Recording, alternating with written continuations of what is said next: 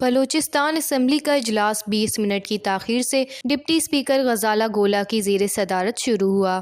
اجلاس میں قرارداد نمبر 38 مولانا ہدایت الرحمان بلوچ نے ایوان میں پیش کی کہ ماہی گیری ایک محنتی شعبہ ہے اور ماہی گیر سمندری لہروں کا مقابلہ کر کے رزق تلاش کرتے ہیں، لیکن ٹرالر مافیا کی جانب سے سمندری مچھلی کی نسل کشی کرنے کی وجہ سے مقامی ماہی گیر شدید متاثر ہیں اور اس وقت وہ اپنی زندگی کی گزر بسر کے لیے ماہی گیری کے آلات جن میں کشتی، جال اور انجن وغیرہ خریدنے سے بھی قاصر ہو گئے ہیں۔ لہذا یہ ایوان صوبائی حکومت سے سفارش کرتا ہے کہ صحت کارڈ، کسان کارڈ کی طرز پر علاقے کے ماہی گیروں کے لیے ماہی گیر کارڈ کا بھی اعلان کیا جائے تاکہ علاقے کے مقامی لوگ ماہی گیری کے آلات خرید سکیں۔ نیز ٹرالر مافیا کی جانب سے جن ماہی گیروں کی کشتیوں اور جالوں کو نقصان پہنچایا جاتا ہے، حکومت بلوچستان ان ماہی گیروں کے نقصانات کے ازالے کے لیے بھی عملی اقدامات اٹھانے کو یقینی بنائے۔ پہلے بھی قرارداد اس پہ ہم نے ٹرالر مافیا جتنے نقصانات ماہی گیروں کو پہنچاتے ہیں پہلے بھی بات ہوئی ہے۔ یہ ماہی گیر کارڈ اس کو جال خریدنے کے لیے، کشتی خریدنے کے لیے، انجن خریدنے کے لیے، تاکہ وہ ماہی گیر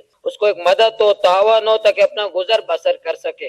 مولانا ہدایت الرحمان کی قرارداد پر دیگر اراکین اسمبلی نے حمایت کرتے ہوئے کہا، سونمیانی سے لے کر جیونی تک یہاں پہ ٹرالر مافیا کو چھوٹ دیا گیا ہے۔ ایک سروے ہم نے کیا تھا ایک ٹائم، 5 سے 6 کروڑ روپے ہمارے محکمہ فشریز اور اس کے بڑوں کو ملتے ہیں، اس کے بدلے میں 5 ارب کے جو ہے نا فش جو ہے نا، یہ جو سندھ کے ٹرالر ہے اس میں ہر طبقے کے لوگ ہیں، وہ 5 ارب کے فش کیچ کر لیتے ہیں صرف just for paying a paints.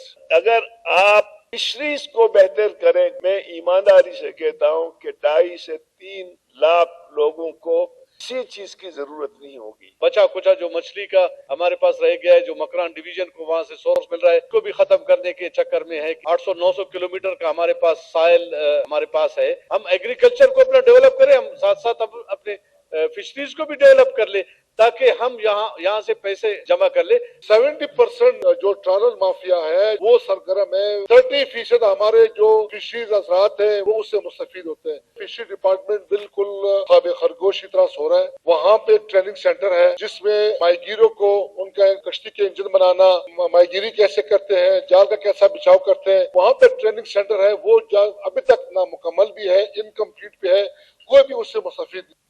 جس کے بعد اسمبلی میں مولانا ہدایت الرحمان کی پیش کردہ ماہی گیر کارڈ جاری کرنے کی قرارداد متفقہ طور پر منظور کر لی گئی۔ وش نیوز، کوئٹہ، بلوچستان۔